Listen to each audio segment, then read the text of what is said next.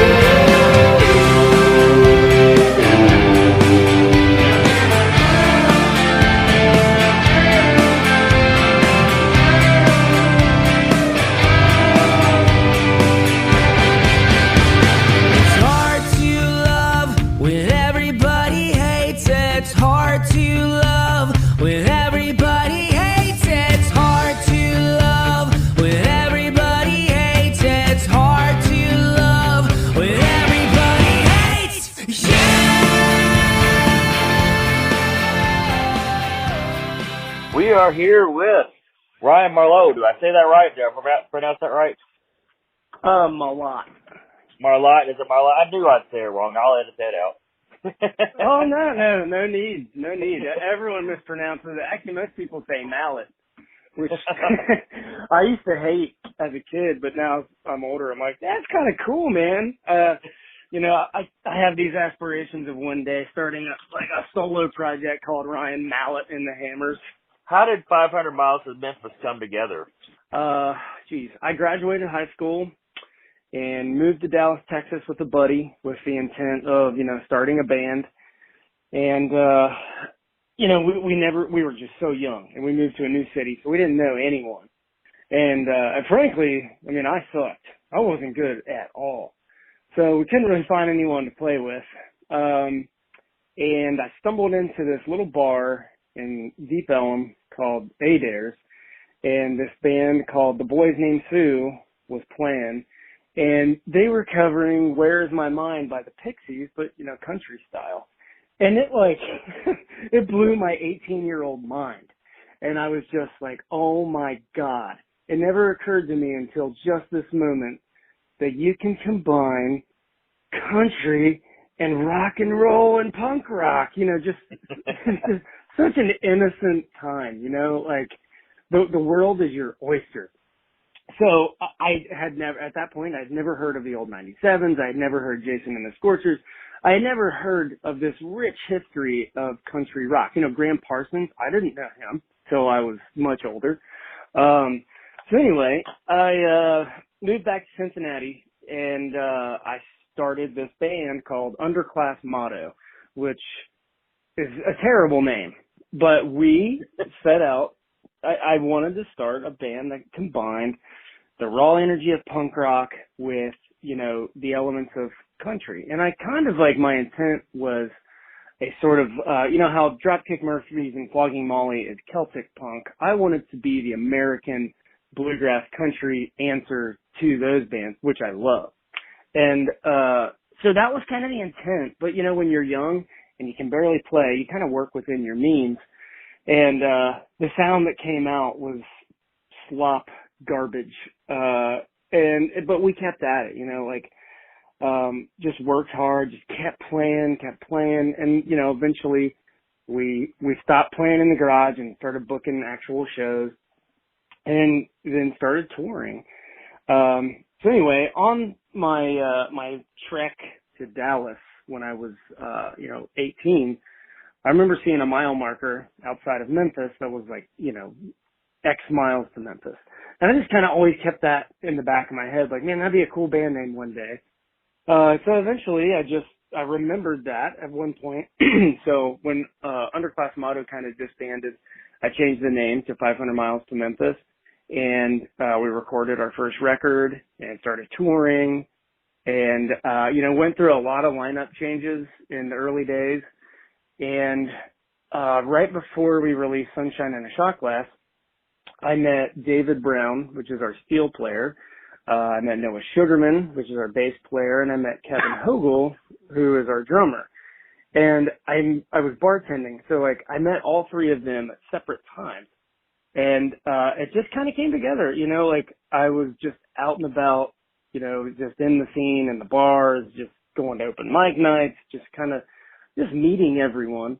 And, eventually came across those guys, and they liked, you know, the first 500 Miles to Memphis album, and they were like, yeah, man, I think this could be a good band. And, you know, they had their inputs and eventually kind of just changed the sound of the band.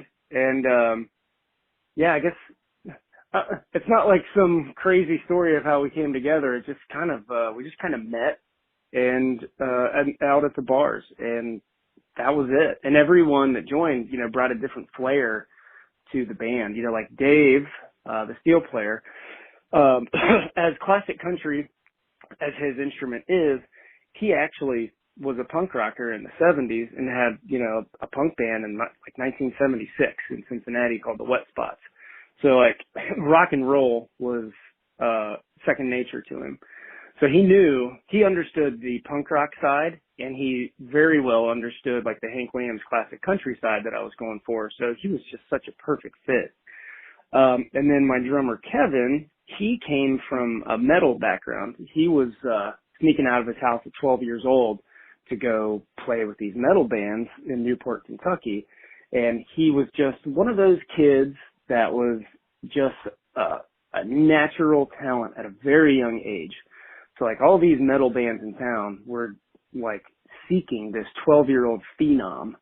And so that was sort of his background. And then, you know, he graduated high school and he went to college for percussion, and he taught high school band for a while, and then, then he started touring. And then I met him and he joined up with me, and he had never, like, country was the furthest thing from his mind when he joined me. But I wanted him for his, like, really fast double kick bass, and just, he was such a hard hitter. Like, he would just slam shit out of the drums. And so he really brought that metal edge that we have. Like, you can kind of hear it on Sunshine and the Shot Glass. There's, like, the drumming's pretty metal.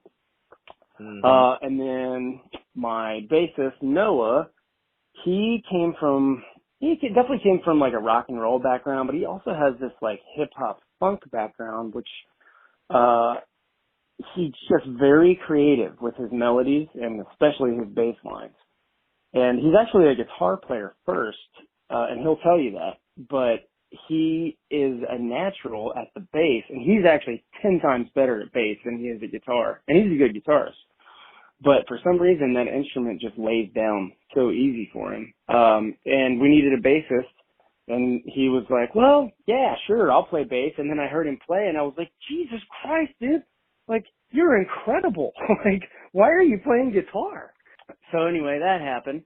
And then somewhere along the way, at touring, we just toured. We were doing 250, 300 shows a year on the road. We lived in a van. And I came across this band up in Freeport, Illinois, called Six Nights Alone. And they were kind of like a similar country punk band. And one of their guitarists, his name is Aaron Whalen, we just kind of became instant friends. And over time we lost a guitar player, And, he called up and he was like, "Hey, I saw you lost a guitar player. I'd love to come audition." And, I was like, "Well, yeah, man, we love you. Like, you're like a brother to us, but, you live 8 hours away. So, I mean, if you're okay with that, I'm okay with it."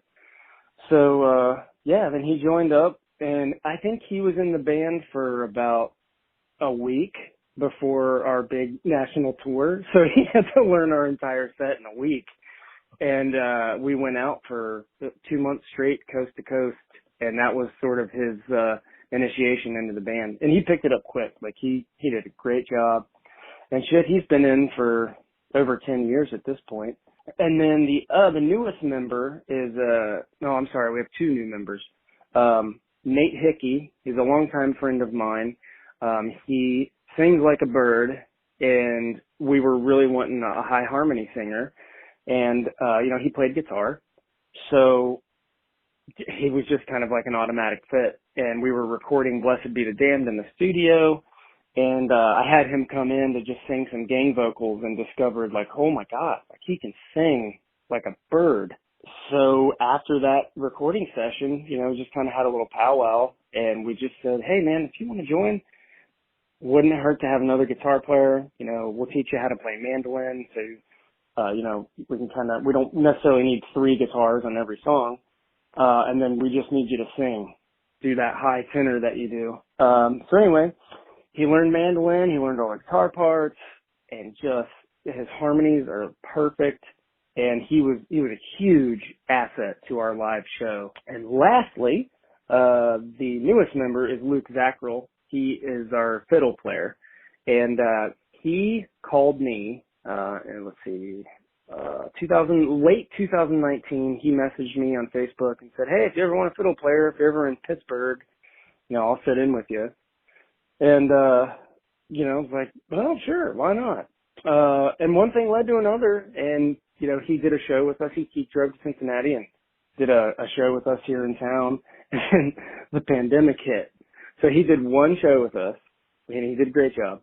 And the pandemic hit, so then we were kind of forced inside. So then I started doing these bluegrass sessions, and I would have him just email me his video and audio for those. So we made some music together in that downtime, and then started writing the new record, and and then he's on the new record.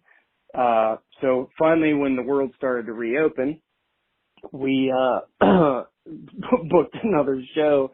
Our first show back was a really big festival show downtown Cincinnati, and he came down for that, and finally got to like cement the initiation for him. So anyway, I think I've made it through all the current bandmates. There's 7 of us. It's a lot, and we're gotten not bigger, right? Yeah. I discovered you kind of late, which I guess would be probably 2012. It randomly came across YouTube. Well, I was looking up Cowpunk Pioneer, and I think actually, I might have been reading about social distortion on Wikipedia or something, or social distortion was considered a Cowpunk Pioneer along with 500 Miles of Memphis. I was like, well, who's that? And I didn't know till the last few years that you were from Cincinnati.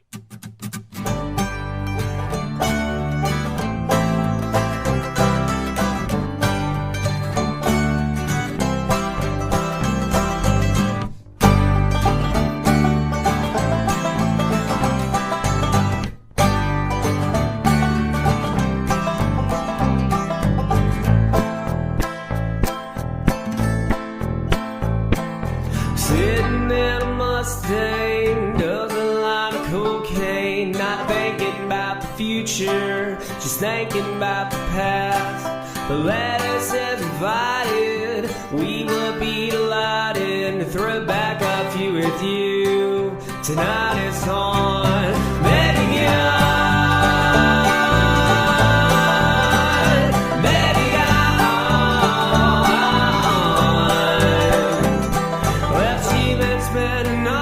time just thinking about that love she lost many years ago. But she ought to know she can't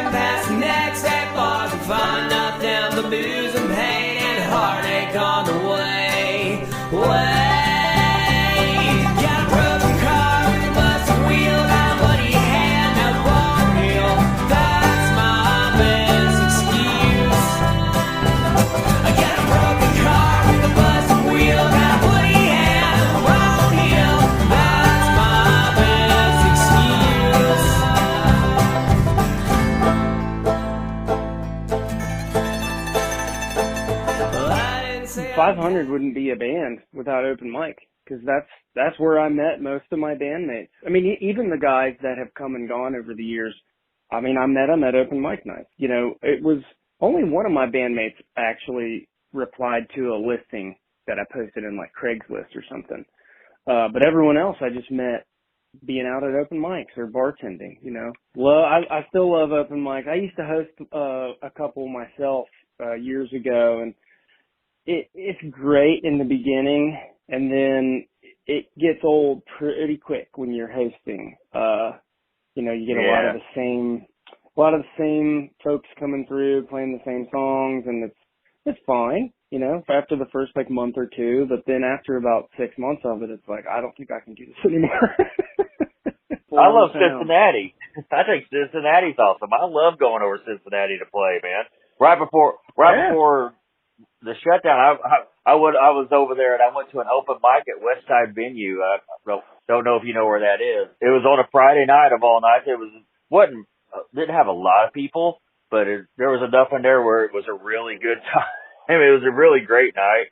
Do you have a favorite show you'd like to tell us about? I don't think so. I don't think there's been a favorite show. I mean, there's definitely a lot. You know, well, first things first. My memory is really, really bad. It's a blessing. So, and it can be in certain scenarios. It can be. So my favorite shows are going to be stuff from recent memory that I can actually remember. That's all right. But we did our vinyl release party on Fountain Square in October 2019. You know, like back before the world, back in the before times. Yeah. So yeah, it was early October 2019. The weather was perfect, and it was just packed, and we played really well. You know, we had just come off of a tour, and we were just having fun, and it sounded good, and we actually got the whole thing on camera, so we posted it up on YouTube. But that was one of my favorites. And then what was it?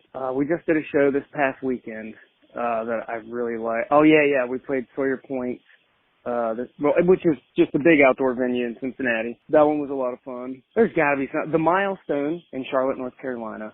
I mean, literally, anytime we've ever played there, it's the best time of my life. Playing, let's see, we did the Roxy in LA. That was a lot of fun. And you know, I can't think of the name of the place. But there's this little bar up in like northern Wisconsin. It's just such a good time. And like, it sells out every time we play there. The name's on the tip of my tongue. If I think of it later, I'll tell you. But anyway, it's just this, middle of nowhere. I think it's, Hazel, Wisconsin or something. Just a small town. But, the venue is just packed every time we play. So I don't know how anyone heard of us, but somehow the music we make took root up there and people just come out, and it's always a great time. Rowdy crowd, fun crowd, good people. There's been some nights at Third Street Dive in Louisville. They're great. We did the Forecastle Festival down there years ago. We played Against Me. It was us, Against Me, Spoon, Flaming Lips, and it was like one of the best times of my life. It was awesome. I love Spoon. Oh yeah. Well, here's the counter question: do you have a least favorite performance you can think of? Oh yeah, I can think of quite a few. We somehow that's I think the more interesting question, isn't it? It's probably my favorite question. Yeah. Man, back in the day, so when we first came out, we first came out, started the band in 2003. And we released an album in 2005 that we were just still kind of working our way up. But then when we released Sunshine and a Shot Glass in 2007, we were signed to an indie label, Deep Elm, and that really launched the career that we have.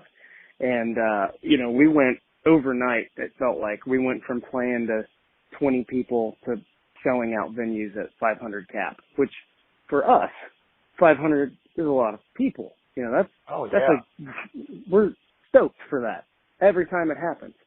So, at that point, we had made, you know, a pretty decent name for ourselves, and we were touring in Texas a lot, just, you know, cause like I said, I lived there for a little bit, had a lot of friends there. So we kind of got into this Texas circuit for a bit, and I think a lot of people thought we were more country than we actually were, so we were getting booked at these dance halls.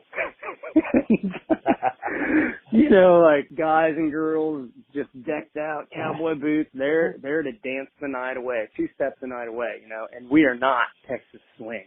And we show up and we're busting into our punk stuff, and like everyone's just like, how do you dance to this garbage? So those were not fun gigs because everyone hated us. So we, like I said, there was some booking agent that booked like 4 of those dance halls in a row. And by the 4th one, we were just like, fuck this shit.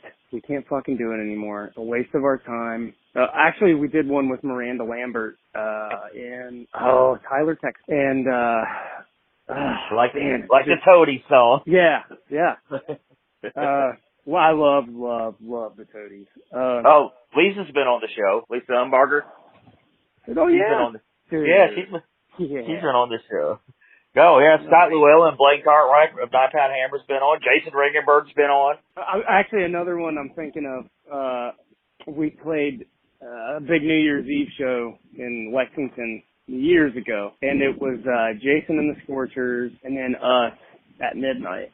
And we had this fill-in guitar player at the time, and he didn't know who Jason and the Scorchers was.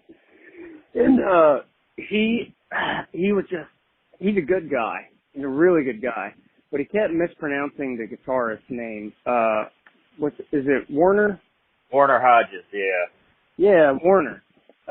He kept mispronouncing his name. He kept saying, "Man, I was in the show, Warren. Hey, Warren." He kept calling him Warren. And, you know, he's sober. So he's just not having this young punk that's fucking wasted, you know, mispronouncing his name. And eventually he just got in his face. It was like, "My name is Warner for the last fucking time." Oh man. And so anyway, we start our set, and you know, like we're all drinkers. We were at the time. And but this guitarist that was filling in, I mean, he was just wasted. So we're 2 songs into the set. He turns around and he goes and he just sits on his amp for the entire show. Doesn't play a note, but he stays on stage. He just sits on his amp. And yeah, man, it ended up being a fine show. We were just lacking guitar. This is my show where you do get to talk about some of my favorite songs, which of course would be Broken, Busted, and Bloody. And I hope I said that in the right order. You got it. Is there a story behind that song and how that came about? Yeah. I wish it was a happy one, but it's not. So that song is about my mom, and as a lot of my songs are, you know, she was a partier. Don't get me wrong, she was a fantastic mom, and we went through a lot of tough times. But, you know, once I got older, got out of it, like I said, the second I turned 18, I was gone. But, you know, once I got older, the band started seeing some success, you know, Mom started coming out to shows, and she was just partying and drinking with the rest of us. And it was like, all right, cool. I got a party mom. That's fine. But it eventually got the best of her, and she passed away about 6-7 years ago now. But that song is about my mom. Not really sure how to kind of dive into that one, but that one's about my mom. She's just cool. She was a very, very lovable train wreck of a person. And I mean that in the kindest way I can. And like, I would never trade moms. You know, she was a wonderful mom, but she definitely had issues. And, you know, eventually got the best of her. Well, I didn't mean to bring up sad story. Oh, no. It's okay. I don't mind talking about it at all. I don't want it to be awkward for you. No, it's, man, I feel I'm a train wreck myself sometimes. You know, it's like, you better believe it. What is the song on, is it Dropout? It has that double bass guy you was talking about earlier? It has the double kick drum. Dropout's a song that stuck out with me on Hard to Love. But so do you have the whole record, or you just heard the single? I've got the promo you sent me. Okay, cool. So it's a whole album, yeah. Yeah, there's a lot of double kick on this record. You know, we kind of... There's one with the machine gun double kick thing. I was like, whoa! I was blown away by it. I was like, And I don't always like double kicks, so I'm very selective about if you better be Vinnie Paul or there is an art to it, and not every drummer has it like they think they do. Oh yeah, this guy for sure. Man, he was on fire, and it was great. And well, he's a big part of our live show. Like everyone in the band brings something to the table. They're all really good players, but our drummer, some nights he just steals the show because he's so good, and like he'll just throw in these freaking wild, drum solos and drum fills, and like he's a lot of fun to watch. You'll see Saturday, but I think half the set I'm looking out at the crowd and most of the people are staring at the drummer. I love it. He's just man, I'm so lucky. I'm so lucky to have him. He's just like I said, everyone brings something different to the table. None of it would be possible without the entire team. But our drummer, man, he holds down, he's the one everyone's following, and the show wouldn't happen without him. What about Dropout? How did that come about? Boy, I tell you what, that song's got a lot of layers. So I will say that is the hardest song I've ever written. It took me the longest to write. Typically when I'm writing a song, like I got it pretty well figured out, like the path that it's going to go. Once I start humming a melody, get a chord progression, get a few words, and I've got a pretty good idea of what direction it's going to go. Well, this song, my bassist, we all try to co-write, and my bassist sent me this song, and he started with this verse, put me up in a box of old things, and I was like, man, I really like that. I think we can use that. And he had this little riff, da da da da da da da da da da, and I really liked that. And I thought, like, man, I think this can be a good song. We just need a chorus because what I'm hearing is a verse, like those fast, rapid lyrics. Like that's a verse. We need a solid chorus. So anyway, I wrote 3 different choruses for that song over the course of a month.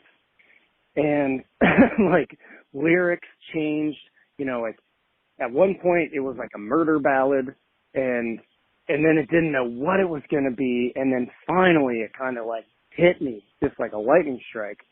I was just remembering, the Timothy Leary's famous quote, turn on, tune in, drop out.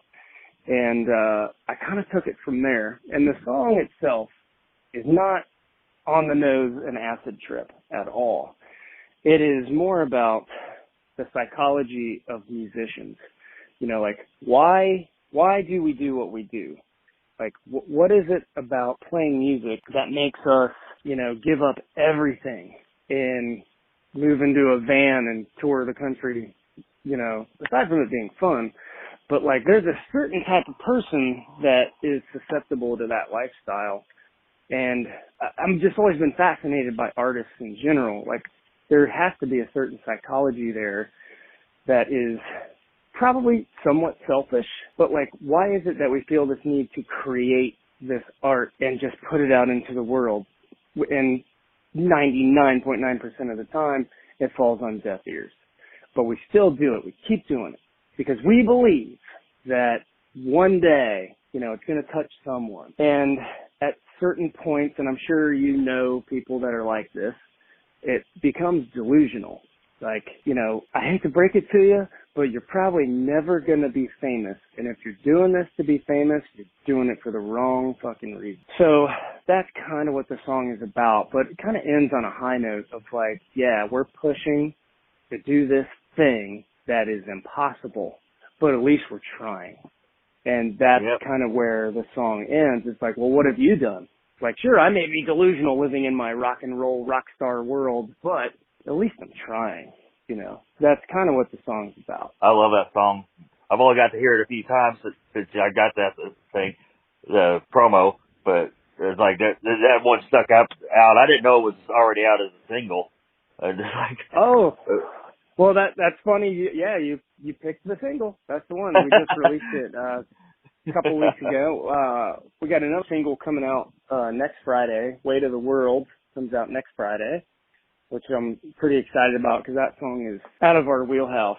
It's a totally different sound for us, and I'm excited to get some feedback on that one. Do you have a song that's real personal to you that you love to play? I guess the answer would be all of them, but on this new record, this song called Control Alt Country, that is that's such a great name. It was my buddy, my lifelong friend since we were children. He's always made that joke about us. He's like, yeah, Control Alt Country, that's your genre. So anyway, that song, Control Alt Country, is it's the most important song to me personally that I've written. Lyrically, it is of the times, just sort of this, we live in a primitive age of information, and there is just so much misinformation on the internet. Too many people getting their news from unreliable sources, too many people believing that it's gospel truth, and, our country and our world is divided because of it. So that's kind of what that song's about. But, like a lot of the guitar licks and stuff like that, like it's all me. So I don't know. That's like the one song on the record that I was like, hey guys, let me have this one. Like, just let me do everything. Let me write all the stuff. And then like the rest of the album, like, everyone contributes, but like I just want to have at least one that's just mine personally. And they were just, everyone in the band was like, yeah, of course, take it. Do whatever you want with it. So that's why it's got this long ass weird, electro intro, and it's definitely the most different sounding on the record, I think. You got anything you want to add in before we start wrapping this up? Yeah. Oh, you probably don't have a Bandcamp. You probably have a real website. Everything, man. Please, visit 500mtm.com. Our merch store is a huge source of, revenue and support for us. But, not everyone can support financially and buy records and buy shirts and stuff. So, one of the best ways you can support a band is just listen to them on Spotify. Give them that extra spin, share it with your friends, tell people about it. Word of mouth is still number one. Like that's the only way people discover bands, man. Like shows like yours, I really appreciate you having me on.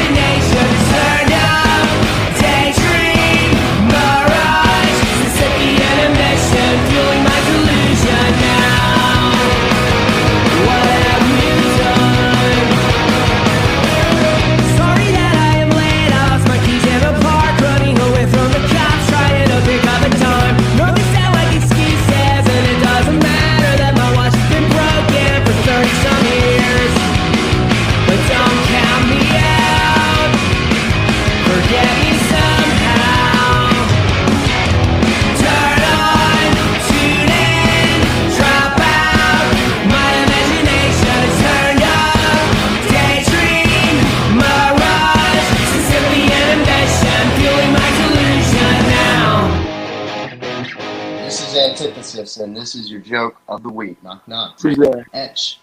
That's true. Oh, bless you.